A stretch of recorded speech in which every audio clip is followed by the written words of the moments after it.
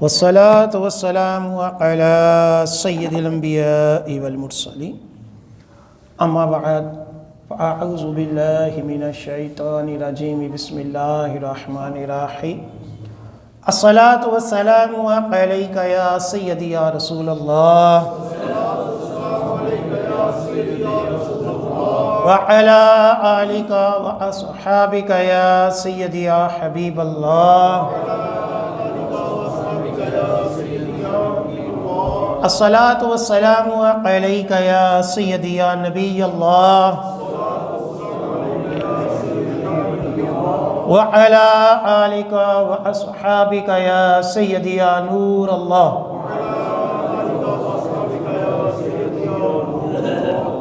نويت سنة الاعتكاف الحمد للہ عز وجل۔ ہم نماز جمعہ کے لیے حاضر ہوئے ہیں۔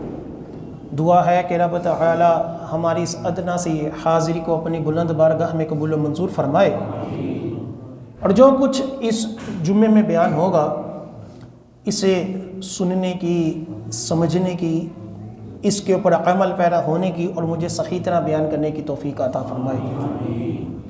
آج جس موضوع کے اوپر میں بیان کروں گا وہ موضوع ہے صحابہ کرام کی شان میں بڑھتی ہوئی گستاخیاں۔ کچھ باتوں کی نشاندہی کروں گا کہ عصر حاضر میں کس طرح صحابہ کرام کی کردار کشی کی جا رہی ہے اور ہم مسلمانوں کا کیا فریضہ ہے، اور ماضی کے اندر صحابہ کرام کے متعلق کیا کچھ ہوتا رہا ہے، کچھ اس کی بھی جھلک عرض کروں گا۔ یہ گستاخیاں کیوں اس قدر تیزی سے بڑھنا شروع ہوئیں، اس کی دو وجوہات ہیں۔ ایک وجہ کہ گستاخ صحابہ گروہ کا اقتدار میں یا اعلیٰ عہدوں کے اوپر بیٹھ جانا۔ دوسرا یہ کہ کئی سنی اپنے آپ کو کہلوانے والے، کئی بڑی بڑی گدیوں والے، ان کا خود گمراہ ہو جانا اور گمراہ ہو کر گستاخوں کے نظریات کا پرچار کرنا۔ کوئی معصومیت والے مسئلہ کے اندر سنی ہونے کے باوجود کلام کر رہا ہے، کوئی اس چیز کے اوپر ڈٹا ہوا ہے کہ نبیوں کے ناموں کے ساتھ اہل بیت کے نام کے ساتھ بھی علیہ السلام لگانا جائز ہے۔ اس کے اوپر کوئی افضلیت والے مسئلے کے اندر پھسلا ہوا ہے، کوئی حضرت امیر معاویہ رضی اللہ تعالی عنہ کے اوپر طعن کر رہا ہے، یعنی کوئی ایک مسئلہ نہیں، کئی مسائل کے اندر جو بڑی بڑی گدیوں والے ہیں انہوں نے نہ صرف اپنا بیڑا غرق کیا، اپنے ماننے والوں کے بھی عقیدوں کا ستیہ ناش کر دیا۔ چندے بھی کھا لیے، جائیدادیں بھی بنا لیں، عورتوں کے ساتھ حرام حرکتیں بھی کر لیں، شادیوں کے مزے بھی لے لیے۔ آپ سب کو پتہ ہے کیا کچھ کیا انہوں نے۔ چلو اتنا کچھ کر لیا تھا، اتنا کچھ کھا پی لیا تھا، تو کم از کم سنیوں کے عقیدوں کی ہی حفاظت کر لیتے، ان کے عقیدے تو سلامت رہتے، وہ بھی خراب کر دیے۔ چند گدیوں کے عقیدے میں آپ کو پیش کرتا ہوں، ان کا نام نہیں لوں گا کہ نام لینا کئیوں کو ہضم نہیں ہوتا۔ پنڈی کی ایک بہت بڑی گدی جس کے پیر کا ویڈیو کلپ موجود ہے، جس کے اندر وہ حضرت فاطمہ رضی اللہ تعالی عنہا کو تمام صحابہ سے افضل کہہ رہا ہے۔ حضرت فاطمہ کو تمام صحابہ سے افضل کہہ رہا ہے، اور دلیل یہ دے رہا ہے کہ دیکھو جی حضرت فاطمہ کو حضور نے جگر کا ٹکڑا کہا، تو چونکہ حضور علیہ السلام سب سے افضل ہے تو حضور کا جو جگر کا ٹکڑا ہے وہ بھی سب سے افضل ہو گیا۔ یہ کوئی دلیل ہے؟ جب حضور علیہ السلام کی کثیر احادیث میں آپ علیہ السلام نے حضرت ابو بکر صدیق کو تمام صحابہ سے افضل کہا، اس کے بعد اور کوئی دلیلوں کی کیا ضرورت ہے؟ جب سرکار نے فرما دیا کہ نبیوں کے بعد سب سے افضل حضرت ابو بکر صدیق ہے، پھر حضرت عمر فاروق ہے، یہ بخاری مسلم سمیت کئی کتابوں کے اندر یہ روایتیں افضلیت والی موجود ہیں، اور صحابہ کہتے ہیں کہ ہم حضور کی زندگی میں حضور کے سامنے تمام صحابہ میں سب سے افضل صحابی حضرت ابو بکر صدیق کو کہتے تھے، اور حضور اس کے اوپر انکار نہیں کرتے تھے۔ اس سے بڑھ کر اور کیا دلیل ہے؟ لیکن ادھر ادھر کی بے تکی ڈکوسلوں کے ساتھ اپنے مریدوں کے عقیدے خراب کیے جاتے ہیں، اور اسی گدی کا اب یہ نظریہ ہے کہ حضرت ابو بکر صدیق کا افضل ہونا جمہور کا نظریہ ہے، حالانکہ یہ جمہور کا نظریہ نہیں بلکہ اس کے اوپر اجماع ہے۔ ایک ٹیکنیکل سی بات ہے، آپ کو عرض کر دوں کہ کوئی مسئلہ ایسا ہوتا ہے کہ جس کے اندر اختلاف ہوتا ہے۔ اب جب کسی مسئلہ کے اندر اختلاف ہو تو کچھ اس طرف ہوتے ہیں اور زیادہ جو ہوتے ہیں وہ دوسری طرف ہوتے ہیں، تو جس طرف زیادہ ہوتے ہیں اس کو کہا جاتا ہے جمہور، یعنی زیادہ کون ہے؟ اس مسئلے کی طرف ہے۔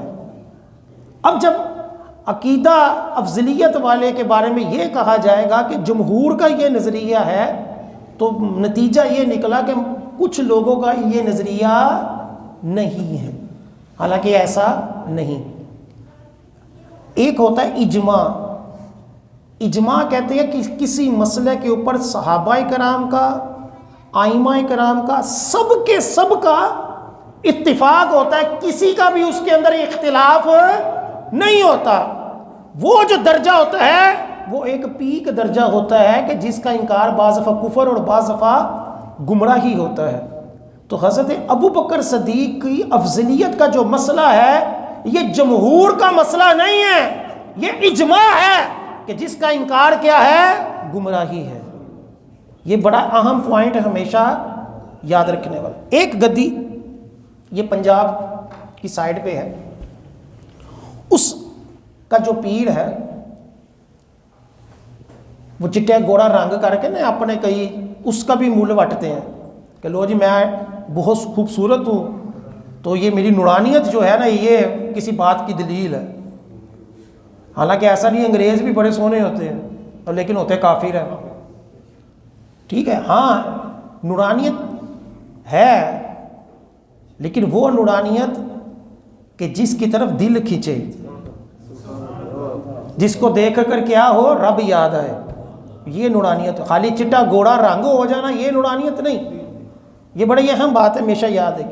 اب وہ پیر کیا کرتا ہے؟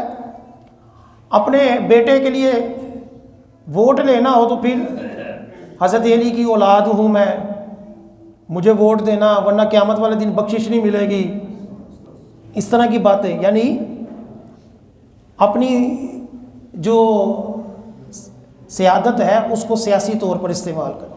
چلو یہ کوئی کرتا ہے تو اس کا اپنا ذاتی مسئلہ ہے، ہمیں اس کے ساتھ اختلاف کسی حد تک تو ہے لیکن اتنا بڑا نہیں۔ لیکن اگر وہی شخص صحابہ کرام، حضرت میر معاویہ اور دیگر ہستیوں کے خلاف بات کرے اور ایمان ابو طالب کے بارے میں یہ جملہ بولے کہ جو ابو طالب کے ایمان کا قائل نہیں وہ خود کافر ہے، تو یہ تو بالکل باطل نظریہ ہے، یہ تو کوئی کسی کا بھی نظریہ نہیں رہا۔ بخاری مسلم کی حدیثیں اس کے بارے میں واضح موجود ہے، ابو طالب کے ایمان کے بارے میں۔ ایک ہند کی بہت بڑی گدی، اس کا جو گدی نشین ہے اس کا نظریہ یہ ہے کہ وہ سر عام حضرت میر معاویہ کے بارے میں طعن کرتا ہے۔ اس کے علاوہ اور بھی کئی مولوی پگے باندھ کر اور ہمارے کھاتے میں ڈال کر کچے پکے تاریخ کی کتابیں پڑھ کر تو کوئی کہتا ہے کہ حضور علیہ السلام کے جنازے میں اتنے صحابہ تھے جی، کوئی کہتا ہے جی تدفین کے وقت یہ ہو گیا، کوئی کہتا ہے کہ جی یہ تو بات سچ ہے کہ صحابہ نے اہل بیت کے اوپر ظلم کیے ہیں۔ یعنی اہل سنت کے کھاتے میں آ کر گستاخوں کے نظریات کا پرچار کیا جاتا ہے، حالانکہ ایسا کچھ بھی نہیں۔ تمام کے تمام صحابہ کرام اہل بیت کے عقیدت مند تھے، اور تمام کے تمام اہل بیت صحابہ کرام کے عقیدت مند تھے۔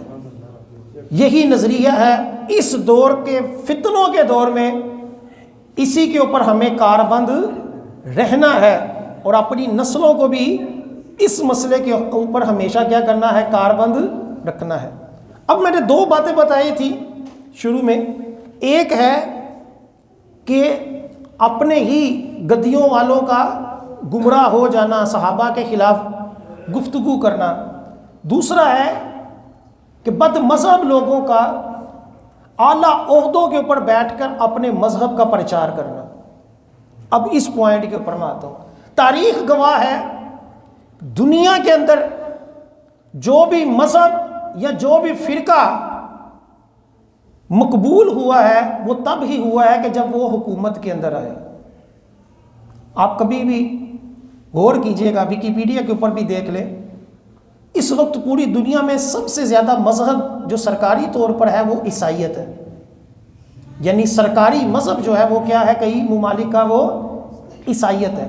اسی وجہ سے نہ صرف آج بلکہ شروع سے ہی کئی صدیوں سے عیسائیت ہمیشہ حکومتوں کے اندر رہی ہے۔ اس وجہ سے کئی ممالک کے اندر عیسائیت جو ہے وہ کیا ہے، وہ سب سے زیادہ ہے، کہ حکومت کے اندر ہونے سے حکومت اس مذہب کو عام کرتی ہے، اس مذہب کے بارے میں ان کی عبادت گاہیں بناتی ہے، ان کے بارے میں نصاب جاری کرتی ہے۔ عام جو لوگ ہوتے ہیں جب وہ اسکولوں کے اندر اپنے ہی مذہب کو پڑھتے ہیں تو وہ کیا ہوتا ہے، اپنے مذہب کے اوپر قائم رہتے ہیں۔ ایک کامن سی بات ہے، ہر بندہ تو نہیں نا کمپیریٹیو اسٹڈی کرتا، تقابل کرتا، ہر بندہ جو اسکولوں میں پڑھا ہوتا ہے اسی کے اوپر زندگی گزارا۔ اہل سنت میں سے حنفی گروہ خاص طور پر ہندوستان پاکستان میں یہ سب سے زیادہ ہے۔ اس کی وجہ بھی یہی ہے کہ تمام کے تمام مغلیہ دوروں میں حنفی فقہ جو تھی وہ رائج تھی، اسی کے مطابق قوانین تھے، اسی کے مطابق قاضی فیصلے کرتے تھے، اور نہ صرف ہندوستان پاکستان بلکہ ترک کے اندر بھی حنفی فقہ کو بڑی قبولیت حاصل تھی، اور بھی دنیا کے کئی ممالک کے اندر فقہ حنفی رائج تھی۔ اس وجہ سے آج بھی پوری دنیا کے اندر سب سے زیادہ کون ہے، وہ حنفی ہیں۔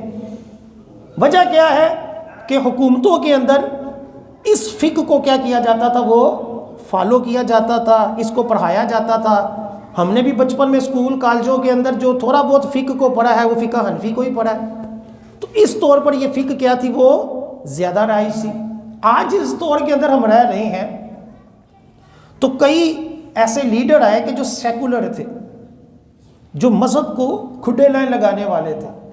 اس کا نتیجہ کیا ہوا کہ مذہب جو تھا وہ آہستہ آہستہ ہمارے نصاب سے، ہمارے میڈیا سے یہ دور ہوتا گیا، اور اب برسرے میڈیا کے اوپر بیٹھ کر لوگ کہتے ہیں کہ جی مذہب کا سیاست کے ساتھ، مذہب کا دنیاوی معاملات کے ساتھ کوئی تعلق نہیں ہونا چاہیے۔ اس کو کہتے ہیں سیکولرزم۔ سیکولرزم یہی ہوتی ہے کہ مذہب کو اپنے دنیاوی معاملات سے خارج کر دو، بس ان کو اپنی عبادت گاہوں تک رکھو، کہ بس نمازیں پڑھنی ہیں تو پڑھو، باقی دنیاوی معاملات میں حلال و حرام کیا ہے، سیاسی معاملات کیا ہے، اس کے اندر تم انٹرفیئر نہ کرو۔ آپ دیکھتے نہیں کہ کئی مرتبہ لوگ کہتے ہیں اور مولوی کا کام بس ممبر کے اوپر مسجد نمازیں پڑھانا ہے، حالانکہ ایسا تو نہیں۔ ہمارے کریم آقا صلی اللہ علیہ وسلم نے مسجد نبوی میں بیٹھ کر پورے دین کی تعلیمات ہمیں عطا فرمائی، حلال و حرام بھی سکھایا، شادی طلاق کے مسائل بھی بتائے، جہاد کے بھی احکام آقا علیہ السلام نے بتائے، ملک کس طرح چلانا ہے، قوانین کیسے بنانے ہیں، ہمارے کریم آقا صلی اللہ علیہ وسلم نے وہ بھی ہمیں عطا فرمایا۔ ہمارا دین کیا ہے، یہ ایک مکمل دین ہے، کوئی کچا پکا دین نہیں ہے کہ ہم کہیں کہ یار یہ چھوڑو مولویوں کو دین کو کیا پتہ ہو دنیاوی معاملات کیسے چلتے ہیں، ایسا نہیں ہے۔ تو یوں آج جس دور میں ہم گزر رہے ہیں اس دور میں اس نظریے کو عام کیا جا رہا ہے، لیکن اس کے ساتھ ساتھ جس کا داع لگتا ہے، جس فرقے کا بھی داع لگتا ہے، وہ بھی کسی نہ کسی عہدے کے اوپر جا کر اپنے ہی گروہ کو پروموٹ کرتا ہے، سوائے اہل سنت کے۔ اہل سنت او یار نہیں یار کسی نے نہ کچھ نہ کہو، ہم اسی پولے پن کے اندر جو ہے وہ زندگی گزار رہے ہیں، اور فرقہ واریت بھی عام ہو رہی ہے۔ صحابہ کرام جو ہیں ان کا تحفظ بھی کم ہو رہا ہے، اور مزید عقیدے خراب ہو رہے ہیں۔ ماضی کے اندر میں چند آپ کو روایتیں پیش کرتا ہوں کہ ماضی کے اندر کیا ہوتا رہا ہے۔ آج جس طرح حضرت ابوبکر صدیق کا یہ مہینہ چل رہا ہے، تو آج اسی مہینے کے اندر حضرت عمر فاروق رضی اللہ تعالیٰ عنہ کے خلاف ویڈیو بننا شروع ہو گئی کہ حضرت فاطمہ کے گھر کو جلایا، جو کہ پچھلے جمعے ہمارا موضوع تھا۔ یہ بھی جھوٹا ایک نظریہ ہے۔ دوسرا یہ ہے کہ باغ فتح اس مہینے میں بہت عام کیا جاتا ہے مسئلہ کہ حضرت فاطمہ رضی اللہ تعالی عنہا حضور کے وصال کے بعد حضرت ابوبکر صدیق سے وراثت کا حصہ لینے آئی، تو حضرت ابوبکر صدیق نے وراثت میں حصہ نہیں دیا، اور ایک باغ تھا جس کا نام کیا تھا، باغ فتح، وہ وراثت میں حضرت فاطمہ کا حصہ بنتا تھا، تو حضرت ابوبکر صدیق نے وہ حصہ نہیں دیا۔ اسی لیے آج کل آپ کئی جگہ لکھتے ہوئے کئی پڑھیں گے عطیہ محرومہ باغ فتح، باغ فتح کے چوڑوں کے اوپر لعنت معاذ اللہ۔ یا اسی طرح کہا جاتا ہے کہ حضرت فاطمہ جس قاضی کے پاس انصاف لینے گئی وہ قاضی خود ظالم و غاصب تھا۔ اس طرح کے جملے عام کیے جاتے ہیں۔ یہ آج کی بات نہیں ہے، یہ آج کی بات نہیں ہے، یہ تاریخ کے اندر جب بھی گستاخوں کا زور آیا ہے انہوں نے اسی طرح ہی سرکاری طور پر ایسا کیا ہے۔ میں چند حوالے پیش کرتا ہوں۔ تاریخ طبری ایک بنیادی کتاب ہے تاریخ کی، 310 ہجری کا یہ مصنف ہے۔ اسی طرح امام ابن اسیر ان کی کتاب ہے الکامل فی التاریخ، اس کی جلد نمبر 3 صفحہ نمبر 70 کے اندر یہ لکھا ہے کہ حجر کی طرف ایک شخص تھا، حجر بعد اس کو تابعی بھی کہتے ہیں، بہرحال حجر کی طرف حضرت علی رضی اللہ تعالی عنہ کا گروہ جمع ہوتا، اور وہ حضرت امیر معاویہ رضی اللہ تعالی عنہ پر لعنت کرتے اور ان سے براءت کرتے تھے۔ یعنی ایک پورے کا پورا گروہ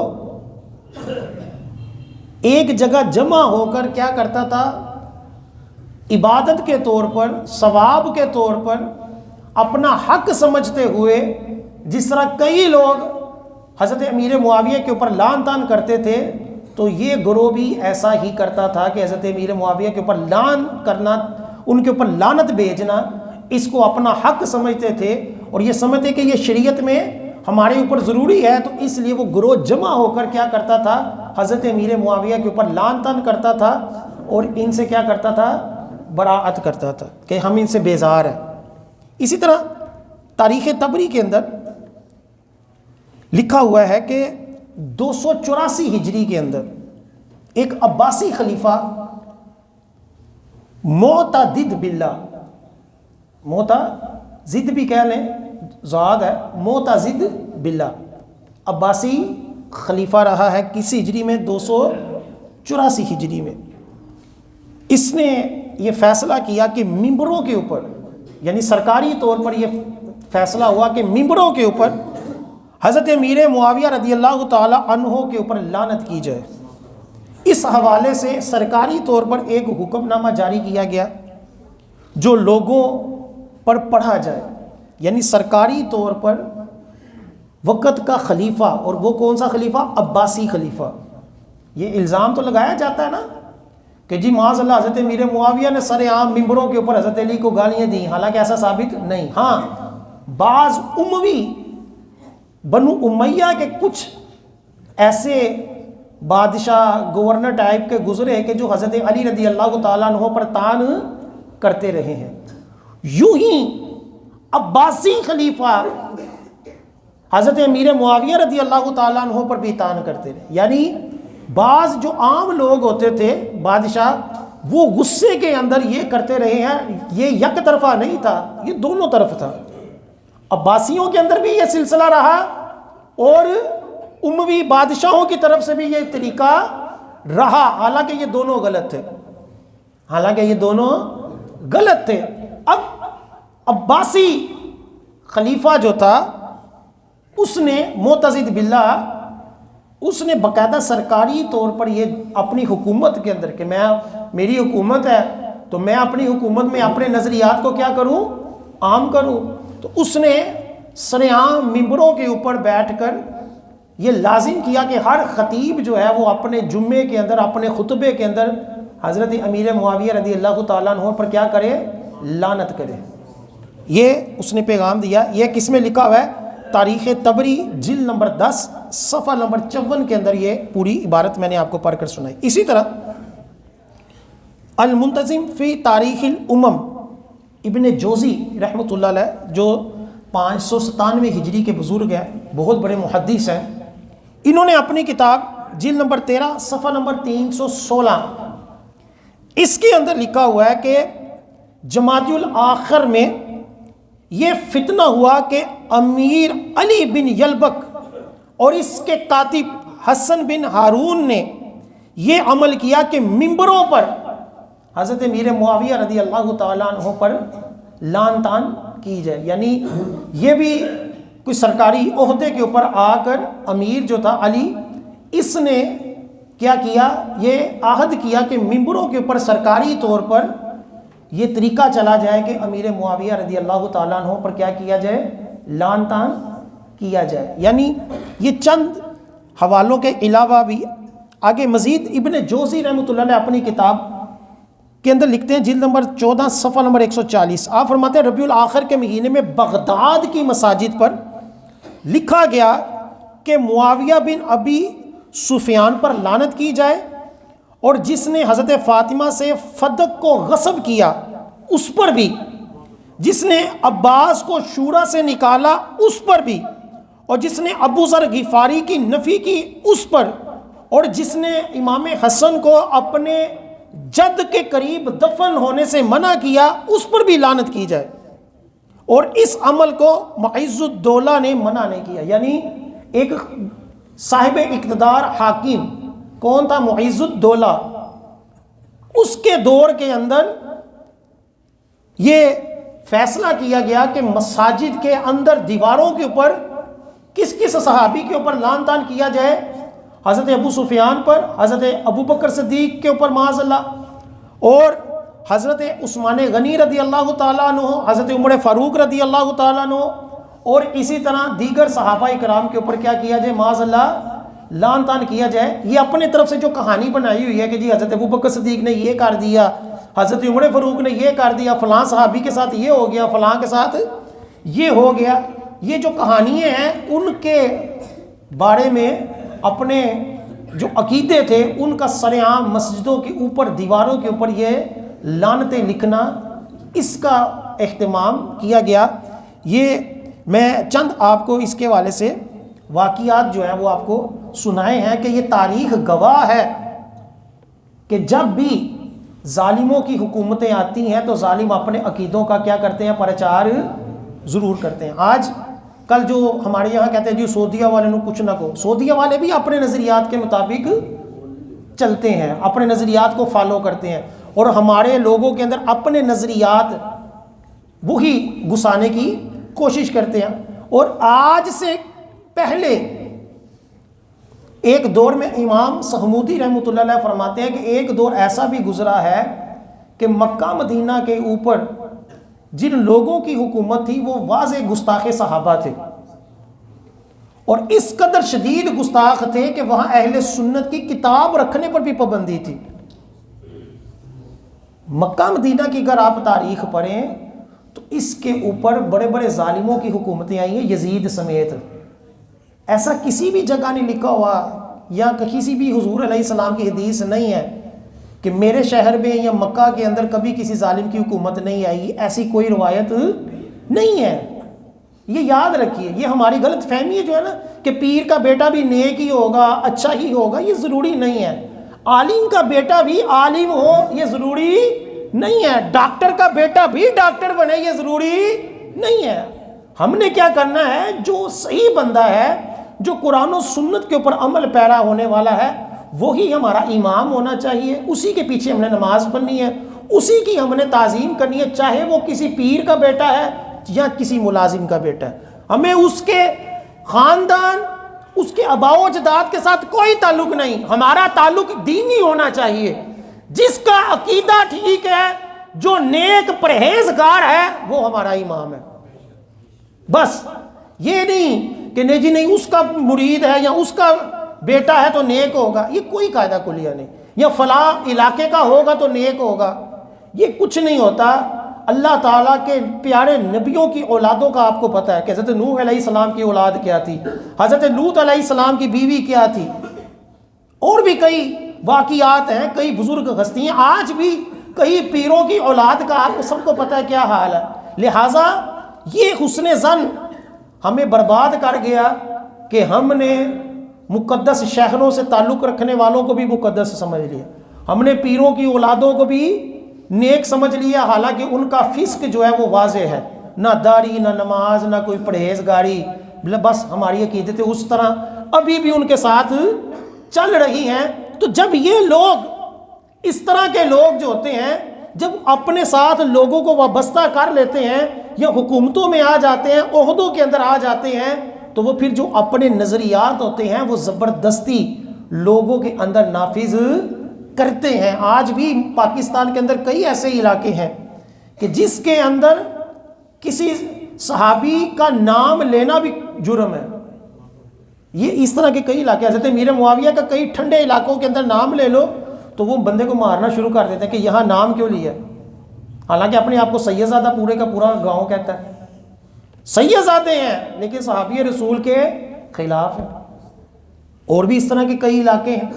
تو کہنے کا مقصد یہ ہے کہ یہ ایک تاریخ ہے کہ جس تاریخ کے اندر آپ پڑھیں گے، آپ مطالعہ کریں گے، تو مکہ مدینہ سمیت کئی دنیا کے ایسے علاقے ہیں کہ جب وہاں ان کی حکومت آئی ہے تو ہر بندے نے اپنے نظریات کا پرچار کیا ہے، اپنے مذہب کی کیا کیا ہے، تبلیغ کی ہے۔ اب جو باغ فتح اس دور میں جو چل رہا ہے، پہلے بھی کئی مرتبہ اس کے اوپر کلام ہوا ہے، مختصر میں پھر آپ کو کلام کر دیتا ہوں کہ آج کل کے دور میں یہ حضرت ابوبکر صدیق رضی اللہ تعالی عنہ کے وصال کے موقع پر اس مسئلے کو دوبارہ اٹھایا جاتا ہے تاکہ لوگ حضرت ابوبکر صدیق سے عقیدت اس طرح نہ رکھیں جس طرح رکھنے کا کیا ہے، وہ حق ہے۔ چنانچہ ایک باغ تھا جس کی آمدنی حضور علیہ السلام جو تھے اس سے اپنے گھر کا گزر بسر کرتے تھے، صدقہ خیرات بھی کرتے تھے، مہمان نوازی بھی کرتے تھے۔ اور حضور علیہ السلام کی واضح حدیث پاک بخاری مسلم سمیت ہر کتاب کے اندر موجود ہے کہ آقا علیہ السلام نے فرمایا کہ نبی کا مال وراثت نہیں ہوتا۔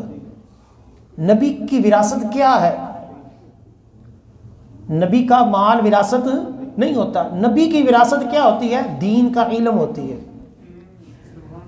یہ حدیث پاک ہے کہ نبی کچھ جائیداد چھوڑ کر نہیں جاتے، نبی کیا چھوڑ کر جاتے ہیں؟ دین چھوڑ کر جاتے ہیں۔ اسی لیے علماء کرام کو کیا کہا جاتا ہے؟ نبی کا وارث۔ نبی کا وارث کس کو کہا جاتا ہے؟ علماء کو کہا جاتا ہے کہ علماء کیا ہیں؟ نبی کے وارث ہیں۔ کس اعتبار سے وارث ہیں؟ جائیداد کے اعتبار سے نہیں، نبی کے وارث ہیں علم کے اعتبار سے کہ جو نبی کا دین ہے اس کو لوگوں کے اندر عام کرتے ہیں۔ اس وجہ سے علماء کرام کی عزت شریعت نے رکھی ہے، اس وجہ سے تھوڑی رکھی ہے عالم کی عزت کہ لو جی یہ علم پڑھ گیا ہے تو چلو جی یہ اچھی طریقے سے خود اپنی عبادت کر لے گا۔ تو اللہ تعالیٰ نے اتنی فضیلت رکھی کہ عالم کو قیامت والے دن جنت کے دروازے پہ کھڑا کر کر کہا جائے گا کہ جس کی چاہتے ہو شفاعت کر لو۔ یہ کس وجہ سے ہے؟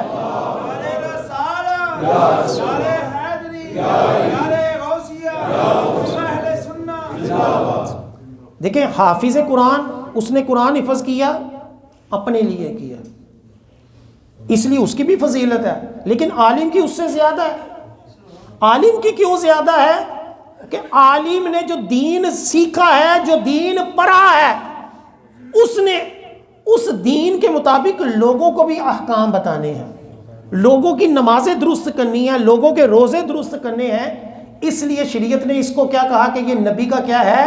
وارث ہے۔ اور حضور علیہ السلام کی شان کیا ہے؟ نبیوں کی شان کیا ہے کہ نبی دنیا میں بھی سخی، اور جب دنیا سے پردہ کر جائے اس کا مال صدقہ ہوتا ہے، وہ وراثت نہیں ہوتا۔ تو یہ حدیث پاک تھی بخاری شریف کی۔ تو اماں فاطمہ رضی اللہ تعالی عنہا نے جب باغ فتح کے بارے میں بات کی کہ یہ وراثت میں مجھے ملتا ہے، چونکہ ایک عمومی حکم ہے کہ باپ کی جائیداد میں بیٹی حصے دار ہوتی ہے، تو حضرت ابوبکر صدیق نے جب اماں فاطمہ رضی اللہ تعالی عنہا کو حضور علیہ السلام کا یہ فرمان سنایا تو اماں فاطمہ نے اس کے اوپر لبئی کہا، اس کے بعد کبھی مطالبہ نہیں کیا۔ حدیث تھی، سرکار کا فرمان آ گیا تو کوئی اعتراض نہیں کیا گیا۔ لیکن 1400 سال بعد آج کئی لوگ اٹھ کے کہ نہیں جی نہیں، حق بنتا تھا، اور جس کا حق بنتا تھا اس نے نہیں لیا، اور جس کا شوہر حضرت علی خلیفہ بننے کے باوجود باغ فتح انہوں نے اپنی بیوی کو لیے نہیں لیا۔ آپ مجھے بتائیں کہ آپ کی اگر کوئی جائیداد بنتی ہے کسی جگہ پر اور آپ کو کوئی ظالم حکمران نہیں دے رہا، کل کو آپ خود حکمران بن جائیں تو آپ اپنا حق لیں گے یا نہیں لیں گے؟ لیں گے کہ یار میرا حق ہے، چلو میرا چھوڑو، میری بیوی کا حق ہے، میرے بچوں کا حق ہے۔ اور یہ وراثت کا اصول ہے کہ وراثت جو ہوتی ہے یہ جبری شے ہے، یہ لینی ہی پڑتی ہے، لیے بغیر اس کو چھوڑنا درست نہیں ہے۔ ہمارے یہاں بیٹی کہتی ہے کہ میں نے اپنے باپ کی جائیداد میں سے کچھ نہیں لینا، حالانکہ ایسا نہیں، یہ قرآن کا فیصلہ ہے۔ بیٹی کو اپنی والد کی جائیداد میں سے حصہ لینا پڑے گا، لینے کے بعد چاہے جس کو مرضی دے دے، لیکن ایک مرتبہ کیا ہوگا؟ لینا پڑے گا، کہ یہ جبری شے ہے، اللہ نے اس کا حصہ دیا ہے، اس کو لینا پڑے گا۔ اب اللہ نے اگر حضرت فاطمہ کے لیے وہ حصہ رکھا تھا اور حضرت فاطمہ کے بعد حضرت امام حسن حسین اور حضرت علی کا حصہ تھا، تو حضرت علی کے لیے تو شرعاً جائز ہی نہیں تھا کہ وہ بغیر لیے اس کو چھوڑ دیتے۔ یہ ایک اصولی بات ہے۔ آج کئی مولوی اس والے سے بھی لوگوں کو گمراہ کرتے، اور نہیں جی نہیں، حضرت علی نے اس وجہ سے نہیں لیا کہ جاؤ میں نہیں لینا، میری بیوی نے نہیں ملیا تو میں بھی نہیں لینا۔ یہ کہاں دلیل ہے بھائی؟ جو حصہ ہے وہ لینا پڑے گا۔ اپنا حصہ چلو چھوڑنا تھا چھوڑتے تھے، اپنے بچوں کا تو وہ چھوڑ ہی نہیں سکتے تھے۔ دوسرا یہ ہے کہ حضرت ابوبکر صدیق کے بارے میں ایک مولوی نے کہا، اور جی یہ تو دیکھیں حضرت ابوبکر صدیق کا اپنا اجتہاد تھا، ہو سکتا ہے ان کو غلط فہمی ہو سکتا ہے ہو جائے کہ انہوں نے یہ کہہ دیا ہو کہ نبی جو ہے وہ اس کی جائیداد وراثت نہیں بنتی، حالانکہ یہ روایت جو ہے یہ حضرت ابوبکر صدیق سے تنہا ثابت نہیں ہے، یہ کئی صحابہ سے یہ روایت حضرت علی سمیت ثابت ہے کہ حضرت علی کو بھی پتا تھا کہ یہ روایت کیا ہے، یہ موجود ہے۔ اسی وجہ سے جب حضرت عمر فاروق کے دور میں یہ مسئلہ ہوا، بخاری شریف کی حدیث پاک ہے، حضرت عمر فاروق نے حضرت علی سے پوچھا کہ کیا تم نے حضور کا یہ فرمان نہیں سنا؟ تو حضرت علی نے فرمایا ہاں میں نے سنا ہے۔ یہ اصولی بات ہمیشہ یاد رکھے کہ کوئی بندہ ایسے ہی مظلومیت کے نام پر آپ کو آ کے کہے گا دیکھو جی حضرت ابوبکر صدیق نے اپنی بیٹی کو حصہ نہیں دیا، تو آپ نے کیا کہنا ہے کہ نبی کی مال وراثت نہیں ہوتا۔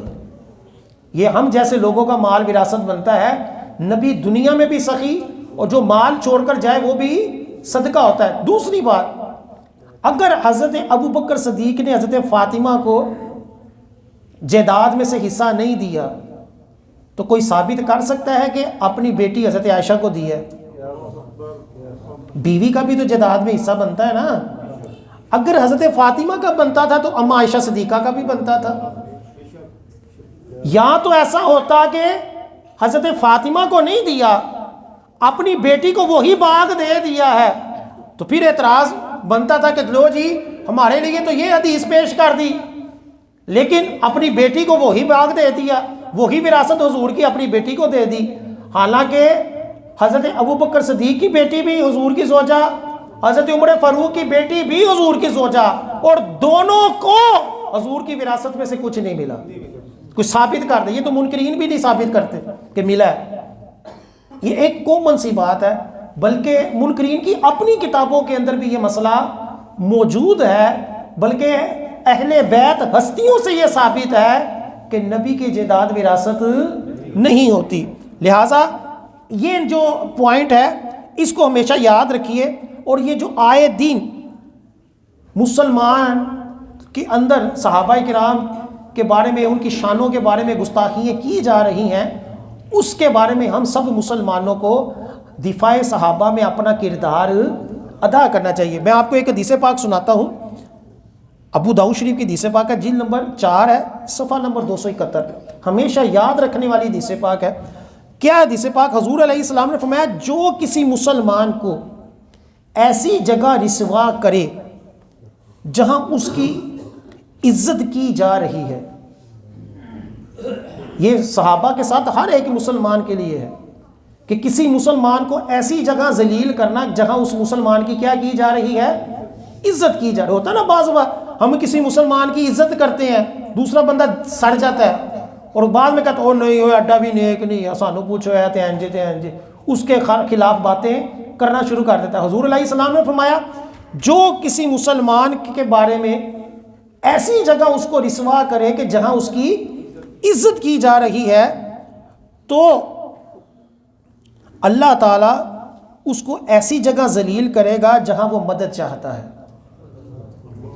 یعنی آج ہم اگر کسی کی عزت خراب کریں گے تو اللہ تعالیٰ ہماری بھی ایسی جگہ عزت خراب کرے گا جہاں ہم اپنی عزت کی حفاظت چاہتے ہیں۔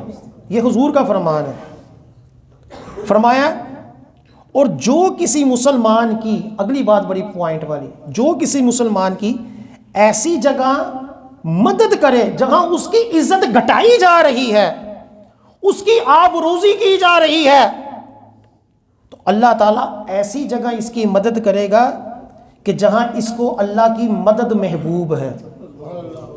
یعنی اگر ایک مسلمان کی عزت خراب کی جا رہی ہے اور ہم مسلمان کہیں کہ یار ایسا نہ کہو، بندہ تو نیک ہے یار، غلط فہمی بھی ہو سکتی ہے، یہ عام مسلمان کی بات ہو رہی ہے کہ اگر ہم کسی مسلمان کی عزت بچا لیں، اس کی عزت کی حفاظت کر لیں، تو اللہ تعالیٰ ہماری عزتوں کی حفاظت فرمائے گا، ہمیں ایسی جگہ عزت دے گا کہ جہاں ہم عزت چاہتے ہیں۔ اللہ تعالیٰ ایسی جگہ ہماری مدد کرے گا جہاں ہم کیا چاہتے ہیں؟ اللہ کی مدد چاہتے ہیں۔ یہ عام مسلمان کے بارے میں روایت ہے۔ تو جو شخص انبیاء علیہ السلام، صحابہ اکرام، اہل بیت، اولیاء اکرام کی عزتوں کی حفاظت کرنے والا ہوگا، اللہ تعالیٰ دنیا اور آخرت میں اس کو کیا مقام عطا فرمائے۔ اور وہ صحابہ کہ جن کے بارے میں حضور نے فرمایا کہ جب میرے صحابہ کے اوپر لوگ زبان درازی کر رہے ہوں تو اس وقت کیا کہو؟ لعنت اللہ علی شرکم، تمہارے شر کے اوپر اللہ کی لعنت ہو۔ یہ حضور کا فرمان۔ ہم یہ کہیں کہ او مولوی صاحب ایڈا شدت نہ کرو، وہ کی کہتے پہ وہ فرقہ واریت، نہیں، یہ حضور نے فرمایا کہ جب میرے صحابہ کے بارے میں کوئی بات کرے تو کیا کہنا ہے؟ تمہارے شر کے اوپر اللہ کی لعنت، اور تیری گفتگو کے اوپر اللہ کی لعنت، اور تیرے نظریات کے اوپر اللہ کی لعنت کہ تو صحابہ کرام کے بارے میں بکواس کرتا ہے۔ یہ حضور کا فرمان ہے، یہ فرقہ واریت نہیں، یہ دفاع صحابہ ہے۔ اور سرکار نے فرمایا کہ جس کو اللہ تعالیٰ نے علم دیا اور وہ صحابہ کرام کے اوپر لعن طعن ہو رہی ہو، صحابہ کرام کی عزتیں پامال ہو رہی ہو، اور وہ چپ بیٹھا رہے، خاموش بیٹھا رہے کہ میری نوکری نہ چلی جائے، لوگ کیا کہیں گے کہ یار ایڈا نیک ہو کے، یار ایڈا اچھا بندہ ہو کے، یار یہ دیکھو یہ کیسے بول رہا ہے، اس کا تو کام ہی نہیں ہے، ان کا تو کام بس نیکی کی دعوت دینا ہے۔ امیر اہل سنت سے بڑھ کر کون نیکی کی دعوت دینے والے ہیں؟ امیر اہل سنت نے اس دور میں دفاع صحابہ، دفاع امیر معاویہ رضی اللہ تعالیٰ عنہ میں ایسا کردار ادا کیا کہ صدیوں تک لوگ ان کو یاد رکھیں گے۔ ہر صحابی نبی جنتی جنتی، ہر صحابی نبی جنتی۔ سرکار نے فرمایا جب صحابہ کے اوپر زبان درازی ہو اور عالم خاموش بیٹھا رہے، اس کے اوپر اللہ تعالیٰ کی لعنت، اس کے فرشتوں کی لعنت، اور اس کے نہ فرض قبول نہ نفل قبول۔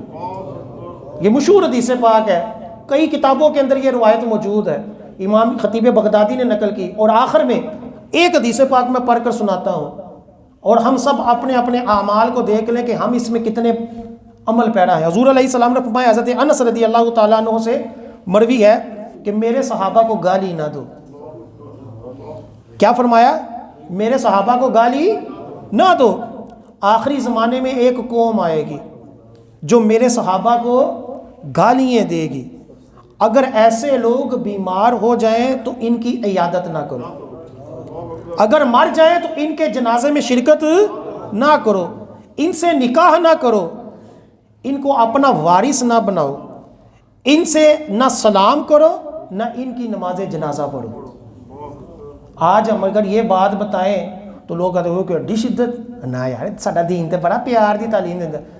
دین پیار کی تعلیم دیتا ہے، لیکن ان سے کہ جو پیار کے لائق ہے، جو مقدس ہستیوں کے بارے میں، چاہے اہل بیت کے بارے میں، چاہے صحابہ کرام، چاہے اولیاء کرام کے بارے میں، کسی کے بارے میں بھی گستاخی کرتا ہے، اس کے ساتھ پیار نہیں، اس کو سبق سکھانے کا حکم ہے۔ حاکم اسلام چاہیے کہ اس کو سزا دے، اور ہمارے لیے کیا حکم ہے؟ یہ فرمان مصطفیٰ صلی اللہ علیہ وسلم۔ یہ تاریخ بغداد جلد نمبر 8 صفحہ نمبر 142 کی میں نے آپ کو حدیث پاک پڑھ کر سنائی ہے کہ ایک قوم آئے گی جو میرے صحابہ کو کیا کرے گی؟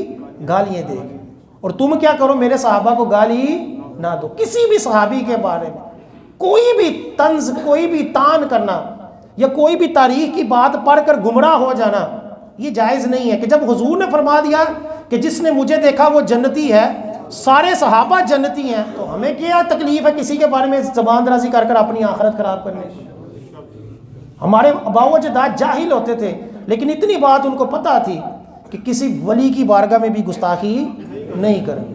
آج ہم بابو بن گئے تو ہم پتہ نہیں کس کس کی شان میں گستاخی، ہم مذاق اڑاتے ہیں اولیاء کرام، ہم اولیاء کرام کی کرامتوں کا مذاق اڑاتے ہیں، ہم بابے بابے کہہ کے لوگوں سے، علماء سے اور بڑے بزرگ ہستیوں سے مخاطب ہوتے ہیں۔ بیڑا غرق کر دیا ہم نے اپنی نسلوں کا، اپنے نوجوانوں کا، ان کے اخلاقیات کا۔